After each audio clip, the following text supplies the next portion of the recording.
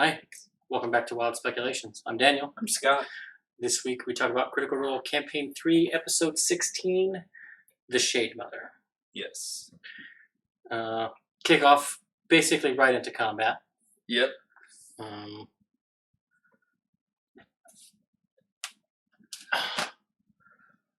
Well, I don't know. I'm having difficulty in ascribing a parallel to the psychic connection the Shade Mother made with Chetney. I don't know whether to parallel it with the Holy Grail and Tim the Enchanter. Some call me Balls. or James Bond.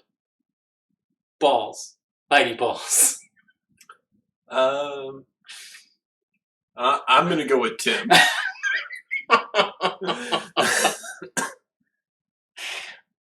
Yeah. Call me Tim.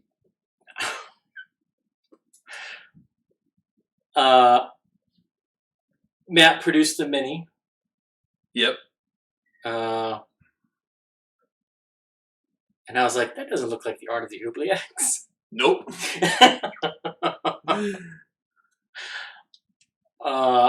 But everyone was like, that's so much worse than I imagined. Yeah. Yeah, no, it wasn't worse. Yeah, same. And for me, I'm going to say it up front. Ashley has MVP for me for this episode. I agree. Before you say, I'm gonna go ahead and say it. I think you might be on the same page, but once I saw that thing in action, once I saw, I was like, that's not what I pictured when he described it. It's not worse, but it's not the Oubliettes. Yeah. Very much felt like a reskinned Avaleth. With the telepathy, the consuming memories, the mucus mist / shark bomb.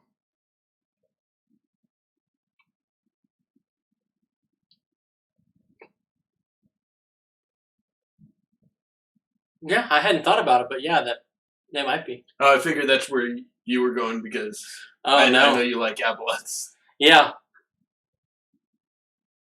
Well, that just goes to show how effective reskinning can be, because my brain didn't even... Yeah. Like, if I had been at the table, I wouldn't be thinking we were fighting an Avalon. Yeah, that's where my brain went. I was like, oh, Dan will be happy. Yeah. Because I was expecting... After all that wanting in the last campaign. Yeah. Yeah, for sure. But Fern cast Daylight. Her first turn. Yep. And... I loved... That was more than I was expecting. The beauty of sunlight sensitivity and why they should not take it away. Yeah. Because it's just as great when you're a player with it. Yeah. And during the combat, I had to look to see if it was concentration, and Daylight's not. Nope. I was like, oh, man. Yeah. So good. And then, on top of it, Chetney, his first turn, getting... Well, no, I think it was turn 2. It was the first turn that Emoth was visible after she moved. Hit her with the natural 20 to encase her. And, like, for me, I was like, oh, well, this is over. And it was sort of like counting down. Yeah, it's a lot of fun to roleplay sunlight sensitivity. Yeah. And it just... I don't know, like, Matt Colville has his action-oriented design. And I feel like there was layer actions and legendary actions in this encounter. And that sort of addresses it. in some way. But I don't know. I didn't feel like the combat kicked up a notch when they secured Emoth. Yeah, no. Like, to me, 5 more Shade Creepers should have come out. Or more Husks. Okay. Should have come out. And you don't have to have them chase them. Because I think Matt tried to do that a little bit to keep the tension up as they escaped. But I think if... Because part of Colville's action-oriented design is it's designed so that the combat tells a story. Right. And the story of we got what we came for needs a reaction. That beat needs something to happen. Whether it's she automatically recharges and then uses her mist, or more Shade Creepers or Husks come in. Yeah. Especially after they grab the gem.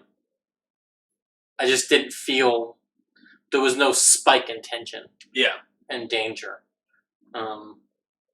Yeah, it's like the Indiana Jones scene where he switches the idol for the... And then the ball doesn't start rolling. Yeah. You know? Yeah. So it's... And when you're designing an encounter, 5e doesn't lend itself to that kind of thinking. Because there have been times where effectively, after 2.5 rounds, I know, whether you guys do or not, I know that this is in the bag and now it's going through the motions. Yeah. And sometimes it's visible to you guys as well. Yeah. And so, yeah, it's one of those things that's... Like, it was good, but sometimes fights just go that way. Yeah, well, and, I mean, Fern hitting the easy button right off. Yeah. I mean, because otherwise Chetney would have dropped. Yeah, easily. But yeah, so... Oh, and speaking of Chetney, we got his first horror transformation. Yeah. And Matt's like, that's something out of The Howling. Because before it's been more like the Wolfman from like the 50s, 60s. I'm thinking of a dementia patient escaped from the hospital. Just strips off all his clothes. Well, I'm picturing that, meme of Daniel Radcliffe in the street with the bathrobe and the 2 guns. I mean, lycanthropy is linked to hallucinations from rye bread. Yeah. So, or technically the mold on rye bread. So, I mean, the escaped mental patient isn't far off. Fair. If you're going realistic. And we get Taliesin, his quip, "Who let the dogs out?" Yes. And he's like, "It's the only one. I got one." I'm not going to use it ever again. And I'm not sure if that's because everyone at the table groaned or because they do so many ongoing musical notes that he was like, they don't need one more. He's like, we don't need this one, guys. This one's a step too far. Yeah, that's fair. Also, I don't think he, like Travis took exception. He's like, I'm a wolf. So, yeah, I don't know. I think we will get it at least 3 more times. Okay. Throughout the campaign. I will agree with that, and I'll say 2 of them will be Sam. Yes. The next one for sure is going to be Sam.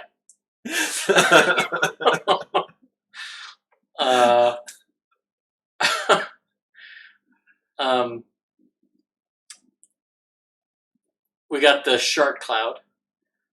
Yeah. And you know, I think maybe you're right. I think maybe it was a reskin because in my mind, that what Matt was describing was more of an acid spray Mm-hmm. than a poison spray. Yeah. Contact poisons are rare in the animal kingdom. Yeah. So, but the effect was nice that she could, on her turn, cause one of the people poisoned to attack somebody else. Yeah. It was the scene and her abilities. Well, you know, my brain went to a reskin and stuff. Like part of my brain also went to Futurama when they go to the Slurm factory and the Slurm Queen. Yeah. Yeah. So, I Yeah. And Marisha was not having a good night. no. And really, all of them were having hit and miss die rolls. And my headcanon is it's the prime deities punishing them for aligning themselves with the hells. Okay. So we're going to see the betrayer gods try and buff them at some point? Is that going to be your headcanon when they have a really good night of rolls? Well, the first time they do something evil, or go out to do something evil, and all their dice come up bangers, yeah, I'm going to call that a confirmation. For sure. Yeah. Yeah.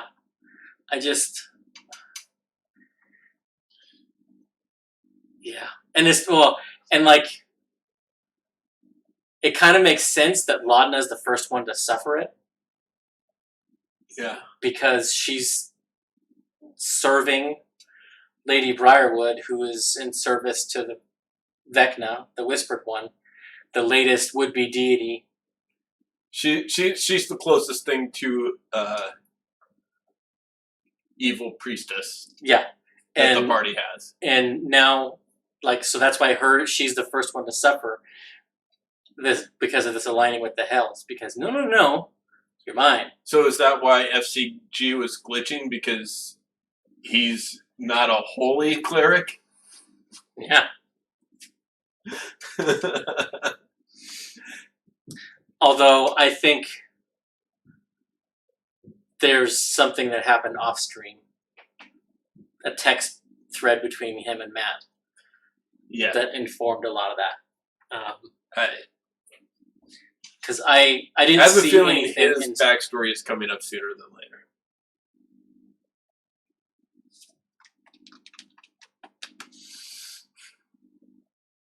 Yeah. Well, and especially with Ashton leaving the city. Yeah. With him for the first time in a long time. So yeah, I buy that.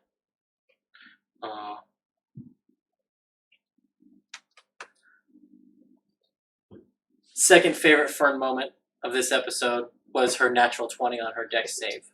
Mm-hmm. For when the ball gets dislodged by Ashton. Yeah. Also, the worst named spell in the whole game, Chill Touch. Yeah, because it's neither touch nor chill. So when that's and in case it's nice, I'm like, no, it doesn't. Nope. Nope, that's not what that does. Nope. Cold necrotic shadows? Sure. Yeah. Yeah. Sure, I'll buy that. No. Did you read the spell? Yeah. And everybody does it. Even people who pick it. Your brain just goes to that. Yeah. Because of the name of the spell. And when Matt's got 7 players and a whole bunch of shit he's got to take care of. I wish there were more touch attack spell cantrips. There's really only 2. Yeah. Well, if you count Green Flame Blade and if you count Booming Blade. Green Flame Blade, Booming Blade, Sword Blade, Shocking Grasp. And then you've got what? Primal Savagery. Mm. And I guess if you're throwing in Green Flame Blade, you can throw in Shillelagh. Yeah. So there's 4 that are Wizard, Sorcerer, and 2 that are Druid. Yeah. And 3 of those are weapon enhancements. Yeah. Of one kind or another. Yeah, that's fair. Which kind of makes... I mean, it makes sense in that typically you don't want a wizard up in front lines. Yeah. But it'd be nice to have a few that I mean, Abjuration Wizard, War Wizard, Blade Dancer. Blade Singer. Yeah, Blade Singer. All ones that you can conceivably... and Draconic Sorcerers make good melee fight spec. Yeah. I just wish there were more like that touch range. Yeah. Cantrip spells. A touch version of Eldritch Blast. Ooh. For Hexblade Warlocks. Yes. Because since you get multiple, you could like hit multiple people next to you. Mm-hmm. Yeah. Yeah. Then you could be like a Warlock Monk type. Mm-hmm. With the Eldritch Touch. Yeah. I like that. Yeah. Anyway,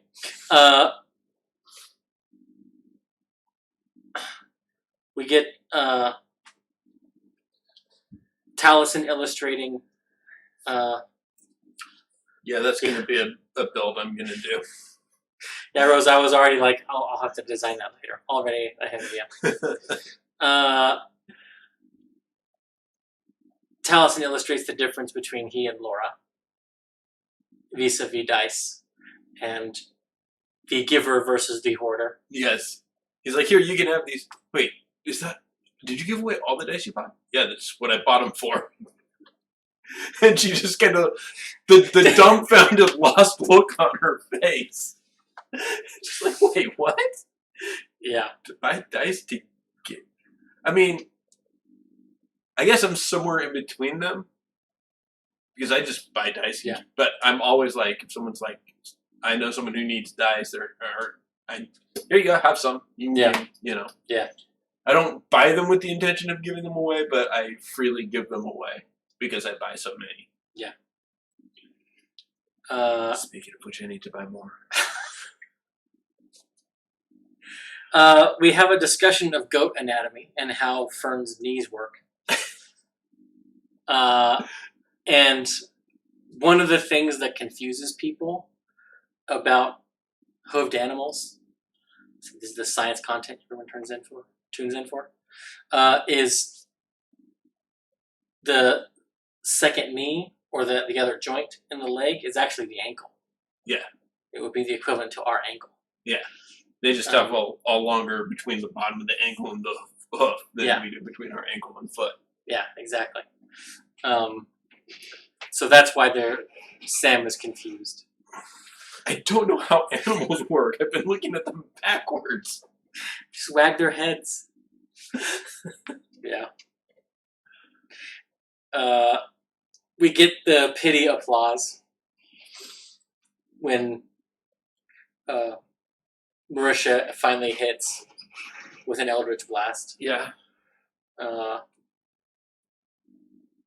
I don't know if that's worse or better.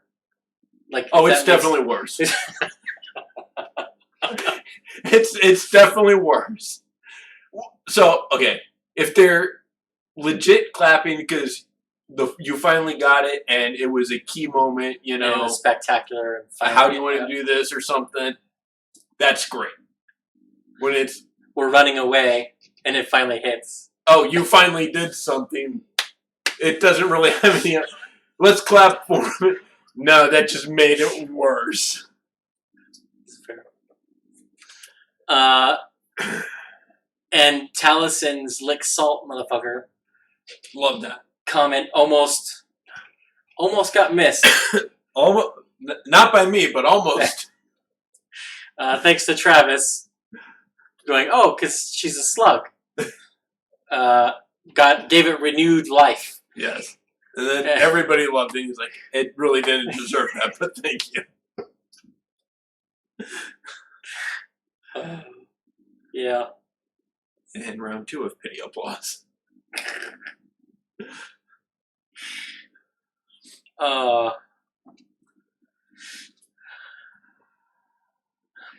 gross. They really assaulted the Shade Mother and slugged it out. Yes. Just so that I'm not the only one that has to be inflicted with that.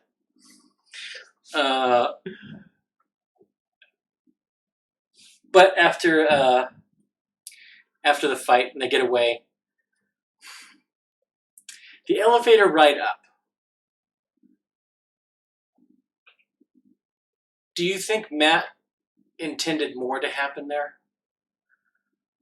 And because it took them so long to extricate themselves, because it was like 75, 80 minutes at that point. They were nearing the break time. Maybe. I want to say there was a potential. Like, it wasn't a guarantee, but, like, these things could happen on this elevator ride. But we're short on time, so we're just not even going to check for them. Okay, I buy that. Because, having everybody make that check as it went up into the hole, I don't know that I, who am quite nitty-gritty about that kind of thing, would have done that, just because you've got Orem and Fern who can both vertically jump 20 feet. They boop, and now there's plenty of room on top without squeezing. Yeah. Because they jumped and grabbed the chain further up. Yeah. And I mean, that's what I was yelling at the TV for them to do. See, for me, the check was, he was like, that's why I say there was a chance for something to happen.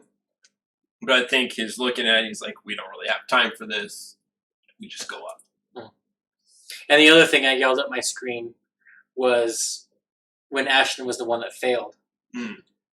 And Matt's like, you almost get, crushed between the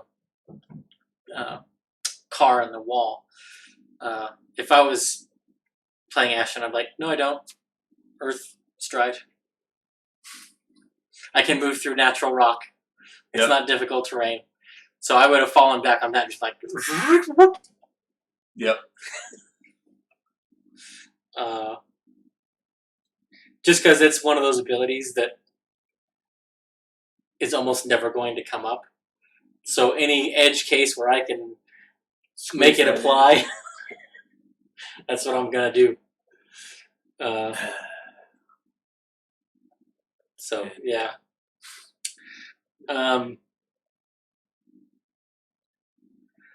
They joke around with the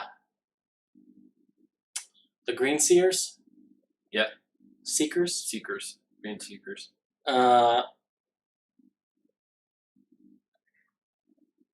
Even they seem in a hurry to abandon Bell's Hells. Or glom onto someone else's name recognition. Yeah. That's what I got out of that scene. I mean... other than the... If you're right and they're being punished by the prime deities, then yeah, I wouldn't want to be... We're just gonna... About 6 feet feels good there.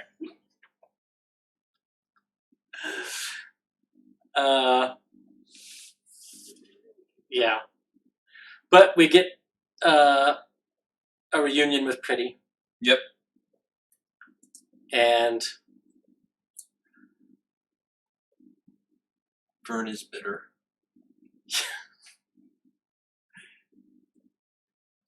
She's like, the fuck? You didn't want to sleep with me on the first date. And now you're saying hi like nothing ever happened. The number 3 big moment for me, for Ashley in the episode. Yeah.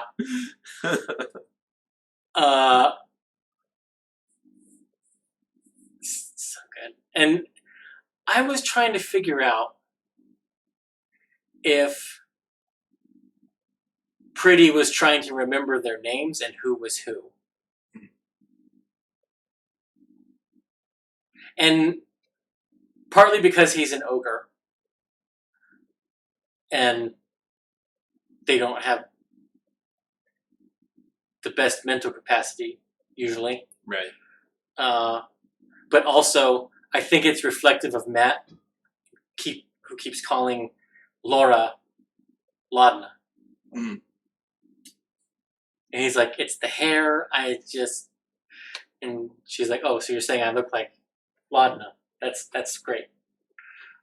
I mean, that was last episode, but yeah.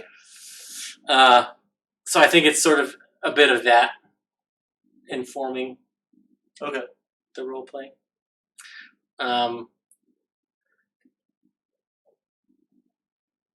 love Ashton giving shit to Chetney about being old and needing a nurse. Yeah. I might have some company. You need a nurse that's gonna take care of you because make sure you don't die.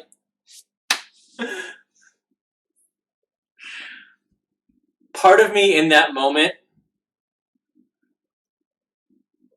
wants Travis in, I don't know, like 40 or 50 episodes to have Chetney die in his sleep and bring in another character so that he can break the record. With the healer feet, I was the nurse checking on it. I mean, yeah, he could do that, but no, I don't care what it is, really. Just so that he can so he can say, I've had 3 characters in a campaign, and that would break the record for everybody. Yeah. I don't know. It's something that Travis might do. Especially if he can work it out with Matt, that it's relevant to the story in some way. Yeah.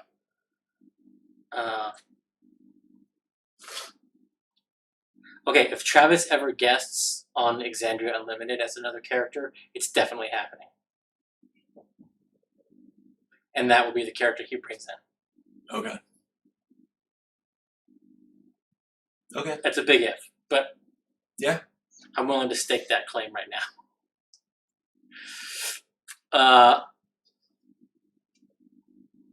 We get some Travis versus Ashley playing chicken, because I really do think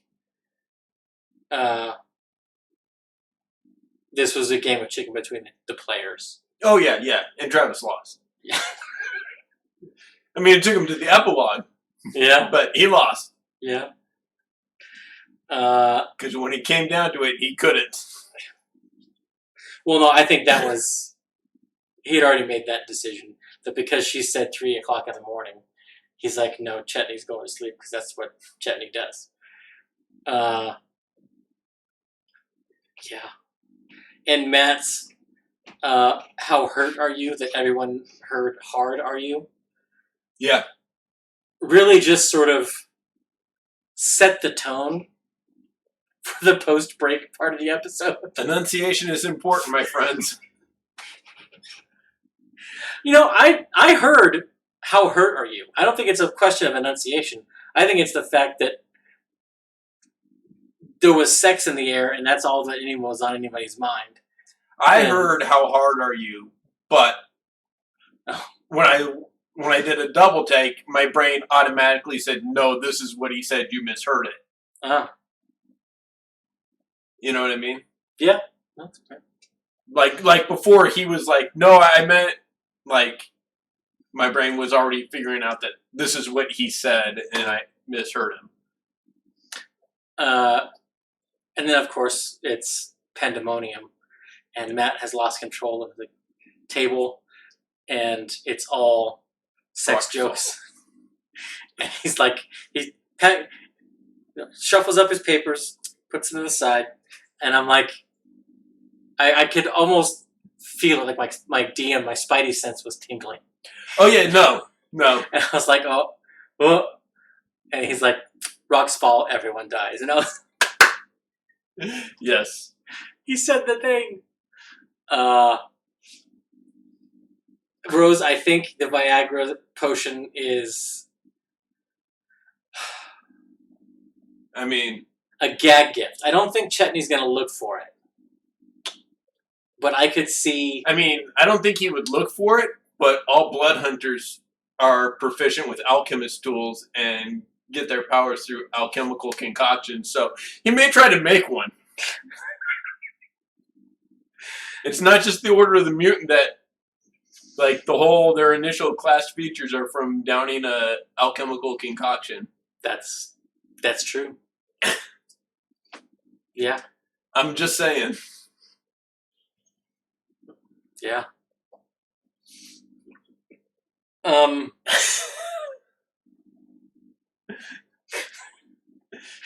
It's a consumable. The effects last for 1d4 hours. If you roll a 4, you do have to seek medical attention. Get healing med or lesser restoration. 1d6. Yes. And if it's more than 4, you need lesser restoration cast on you.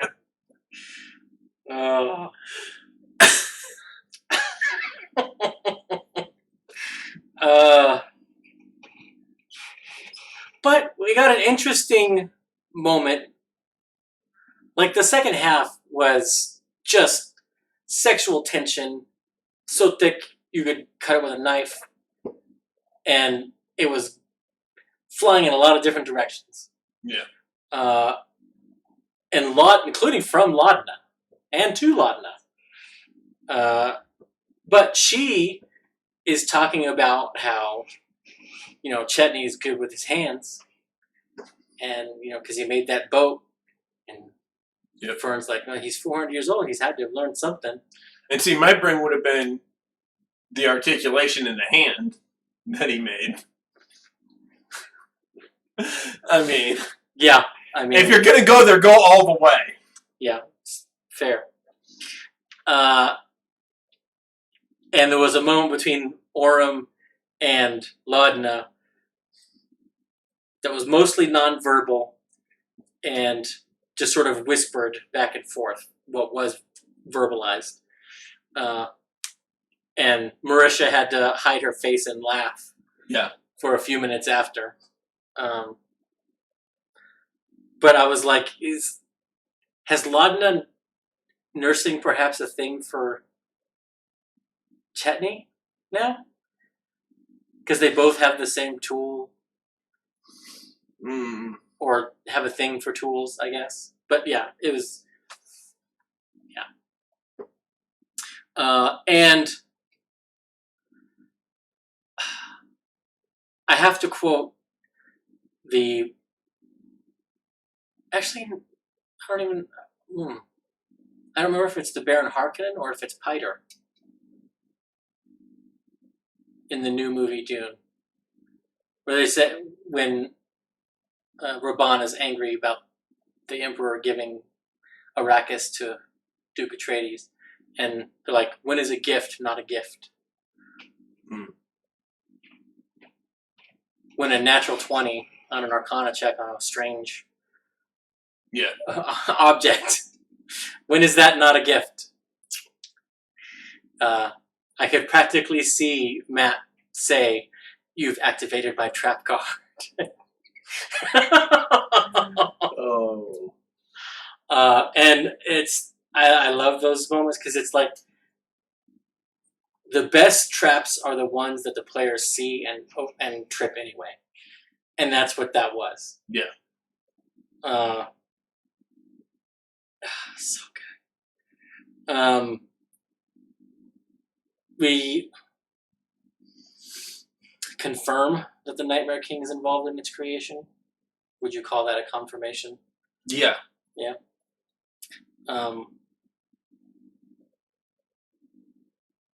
But the other big one, the other big sexual tension, which Marisha Raygun, and shout out to them because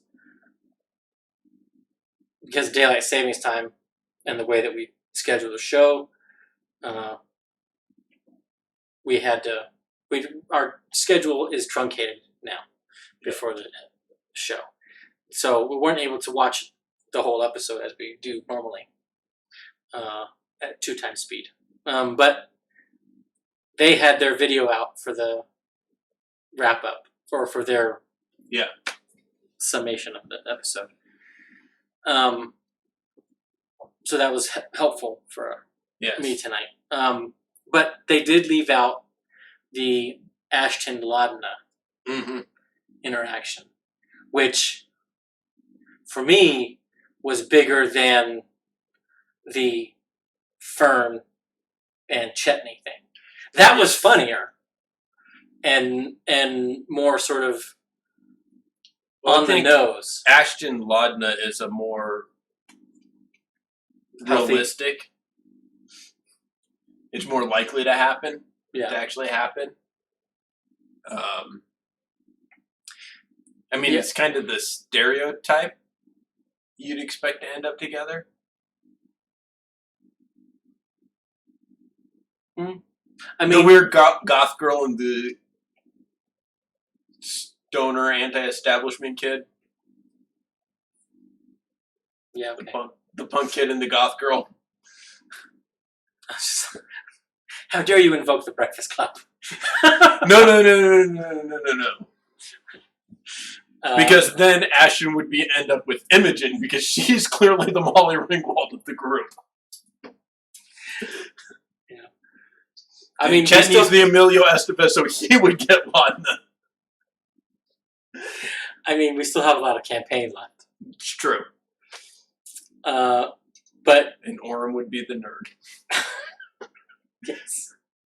Fern and FCG are just extras. Yeah. Yeah, Rose, it was also my favorite part that didn't involve Fern. Yeah. And, like... Oh, yeah, no, I'm not saying it shouldn't happen. In fact, I think one of their first interactions, I said... Oh, yeah. Like, right off the beginning, I was like, hey, that's a budding romance between Laudna and Ashton. Oh, yeah. You know? When he said, like, episode 4, I think. Back when I was still... 3 or 4, he was like, you know, I like what you're doing. Yeah, back when I was still rooting for Orem and Bertrand to get together before Bertrand's departure. Which I still say was a missed opportunity. Yeah. But Laudna saying, is there anything I can do for you?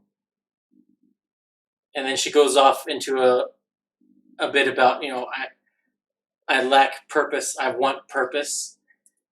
And the nonverbal thing happening across that table and the context clue happening, you can be my purpose. Like, I was like, holy shit. Yeah. Like, part of me was wondering, I was like, did they have a meeting and say, you know, we need to turn up the heat on these ships, guys. We need to call dibs on the actual ships. What's going to happen? They're coming up with too many theories right now. We got to put down something concrete. Well, the writer's table. I mean, bring that back. But, like... Yes, he did. Smart man indeed. Yeah. And I think he is one of the smarter intelligence characters. I mean... Because I think he's got a 12, and Orm's the second highest with a 13. Yeah. So I think he's like... Because Chetney is the first with a 15. Which is still a relatively low intelligence group. when you've got 7 players and your highest intelligence is a 15. Well, I don't have a wizard. Yeah. No wizard, no artificer. Yep. But yeah,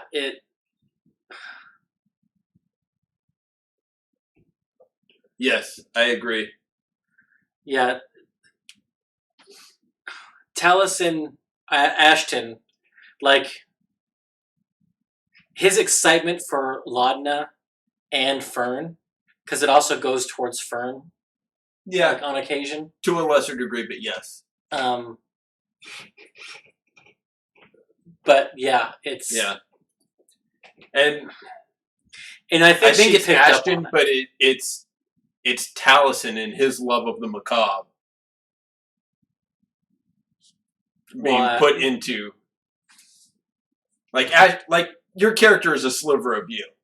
Yeah, and I think it's that love, because I mean he said he's the parent that has to have other parents over because of all the macabre stuff in his house before his kids can have friends over, because the parents have to be like, okay, yeah, I'm okay with my kids seeing all of this stuff in your house.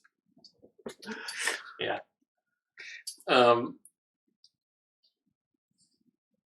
And I loved his response to her question of what she can do. Is there anything she can do for him? He says, yes, but I'm not sure what it is. And then later on he says, I haven't said yes in a while. Yeah. And I want to say yes. And that's one of those lines that's full of double entendre. Yeah. Because he's saying one thing, that he hasn't been with a group of people before, and he kind of wants that now. But at the same time, he's also saying it to Laudna specifically. Yeah. And there was different ways in which they were both making themselves vulnerable to the other. Yeah. And that it wasn't taken advantage of, wasn't jested about. And I have a feeling, if anything really starts brewing between them, I think they're going to try to keep it a secret. Yeah, they are. The way that Vex and Percy did. Yeah. It's very much that dance when you start talking to someone and you like them and you want to express that, but you're not sure how much they like you back just yet, and you're both trying to decide, is it worth taking that step? Who's going to take the first step? Yeah. And her line that closed it out was like the cherry on top for me, which was, maybe we can learn something about ourselves together. Yeah. And I was like, did she just propose?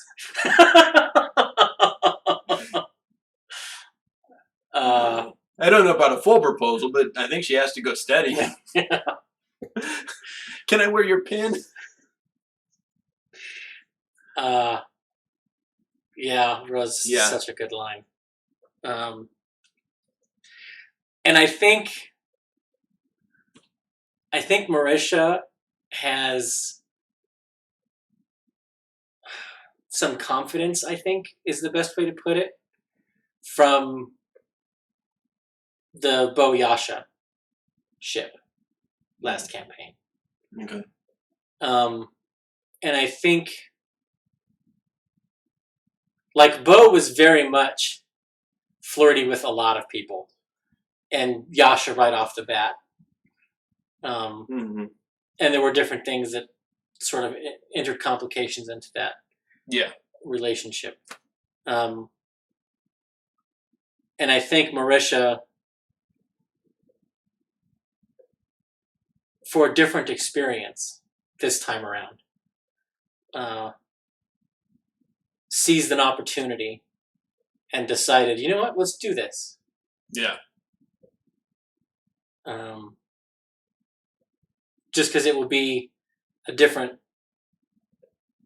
completely different from any relationship we've had in the past. Yeah.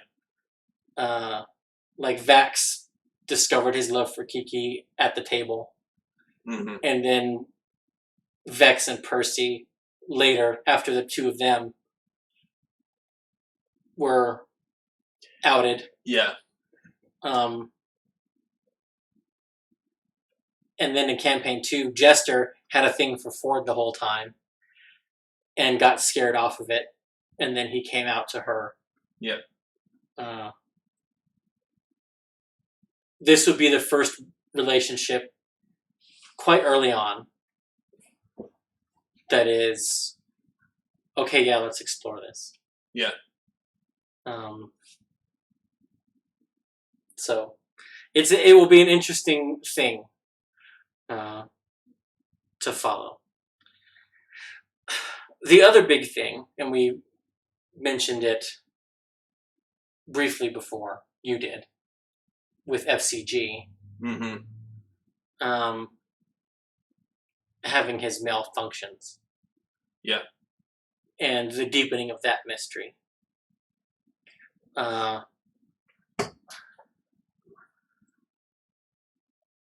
Do you think there was anything specifically that triggered that? Other than a potential discussion with Matt in a text thread? Because it's possible that he's... This is how I think the text thread went. I think in his backstory they had set up that if he started talking, he'd glitch out. He played that fine. But people have been asking him stuff, and specifically about Dancer and what happened and everything. And he hasn't really been glitching. He's just been like, I don't know. And I think the text thread was, hey, they're prodding about your past too much, which would, you need to start glitching more. Okay. And I think, and that's why I said earlier that I think we're going to delve into his backstory sooner than later. Because if they keep asking and he keeps glitching, they're going to be like, all right, we have to figure this out. Yeah. And since it is near here outside the city, and I think they'll do whatever they're doing right now, but before they leave to another city, like on Corel or whatever, they'll stop by that place. Yeah, I figured that will be basically how it goes. The other option is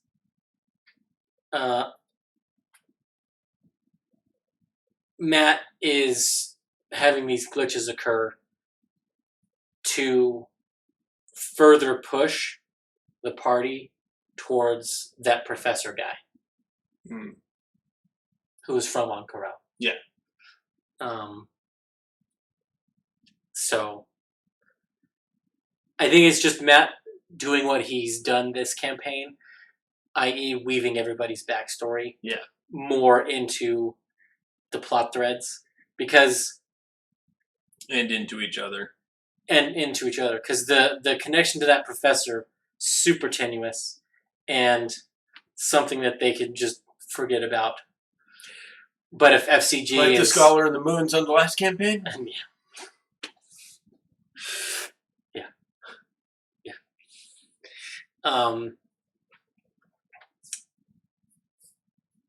I think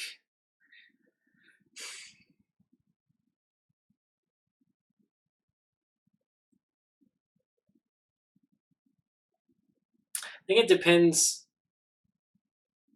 on how on what it was that it killed them, what kind of one-eyed monster it was. Because I'm pretty sure the Cyclops that was mentioned is a red herring. Yeah. Was not a Cyclops. I'm almost positive it's a Nothic. I'm still holding on to that it was Ashton. That is, he as FCG was coming to, his vision was blurred, and he saw that big crystal in the side of his head. So saw a profile and it looked like An eye. something with one large eye. Yeah.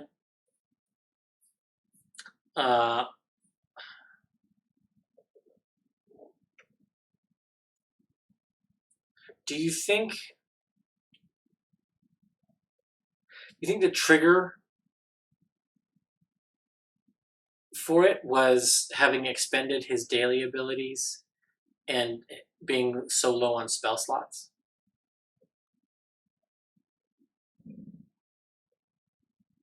I don't know. Because I could see, like, even with guest stars like Ashley Birch and Keg, like, they had talked about some of her triggers and stuff. So it'd be interesting. I mean, he is supposed to be like a therapist, and like the spoons theory, like your spell slots and daily abilities are your spoons when you have no more energy. Yeah. So that'd be interesting. Because it seemed like he was worried that he wasn't going to repair, or there was some concern that he might not go through his repair cycle. Nothing was fleshed out about it, but it was just like they were, I think, generally anxious because none of them have any point of reference to know that this is normal or not normal or whatever. And FCG can't or won't give that information to them. Yep. That's why they needed an artificer. Yeah. It seems like they have agreed. We are now going out as planned to the Odirum Wilds after a shopping spree. Yep. Presumably, because that's what they were going to go do when they were waylaid by the Green Seekers. Yep. I mean, although, a shopping episode. I would enjoy it so much more if they didn't go shopping. Just because it makes it that much more difficult to survive in the wilds when you don't properly equip yourself. Yes. And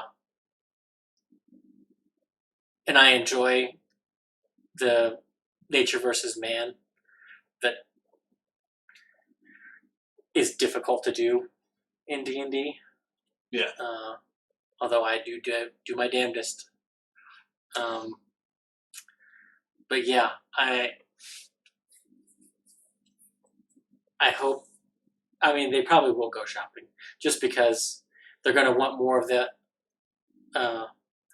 potion that was resistant to poison and healing. Orem needs a new rope. Yep. I guess. Although if I were be a fighter without a rope. I mean, he needs rope. I don't know that they're going to find another one of those ropes. Oh no. And also, like, I hope that they don't because they still need to go kill that thing. And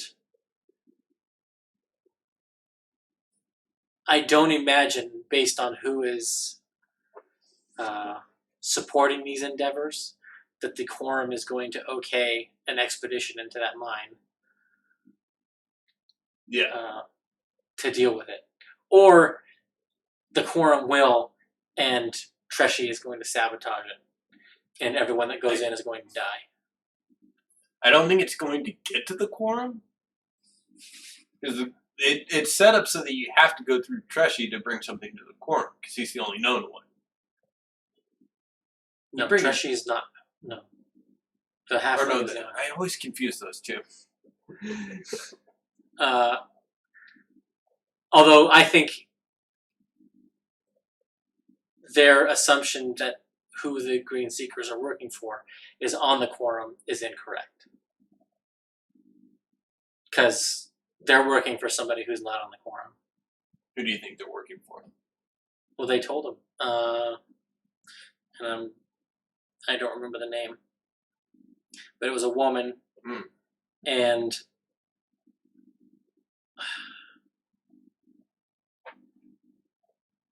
it's someone they haven't met.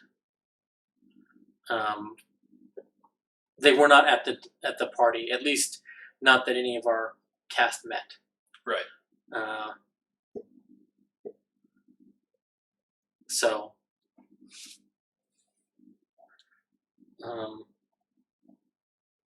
unless they were, and that's how the Green Seekers knew to come get Silas or Cyrus, because if she was there, saw them, that matches the description. Hey, this person's here. Come get him. That would make sense.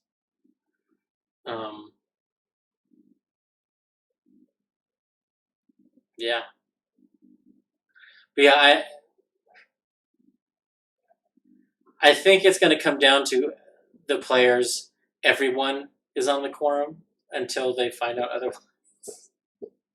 It's sort of the opposite of who's on the Tal'Dorei Council. And I wonder if Matt structured the government this way just so that they would have twist. The quorum and the council are the same people.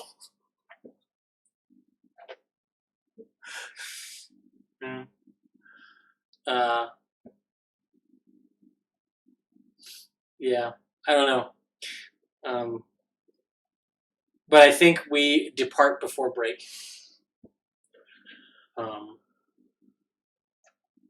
If we're lucky, we depart within half an hour. And we get our first... I think the earliest we're departing is roughly 90 minutes. Okay.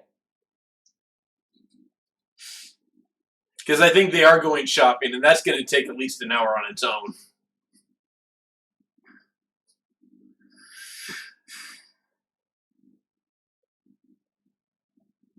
I want to argue against you, but...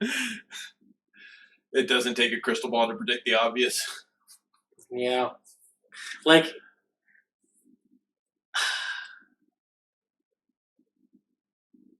Oh, yeah, Rose, I forgot about her. Ashton's would-be, because that's who they want to go work for. Yeah. Okay, so yeah, you're right. It's going to be 90 minutes. Whether it's shopping or dealing with her. Yeah. Or both. That's the earliest we get out of town. My prediction is, okay, you guys are ready to leave town. That's where we'll take our break. See, I think it'll be an encounter. An encounter, okay. It'll be, what's your marching order? Da, da, da. We get some of the bookkeeping of traveling will be taken care of. Okay. And then Matt will set up the encounter, and then we'll go to break. I can see that as well. Yeah. They're like this in order of, Yeah.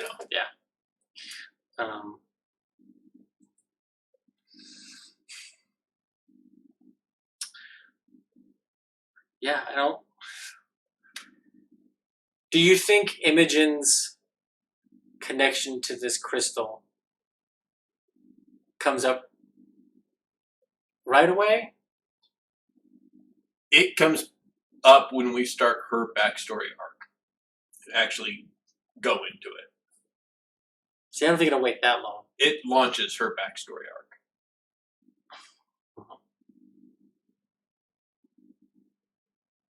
Because FCG is going to use Identify in the morning. Identify, notoriously, does not identify curses.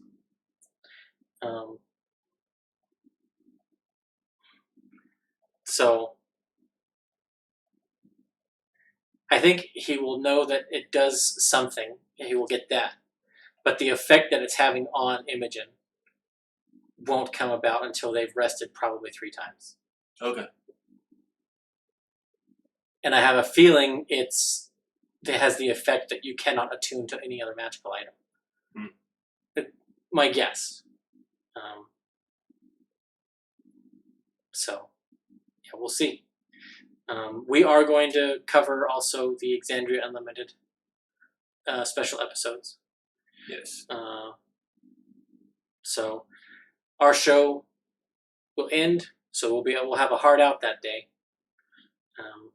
Because the once a month 4-sided table will start at 7. So and that's why we schedule this the way we do, so that we are on the hour before the interview show. Whatever it is, it was Talks. Now it's going to be this roundtable thing. So yeah, until then, we will see you guys later, I guess.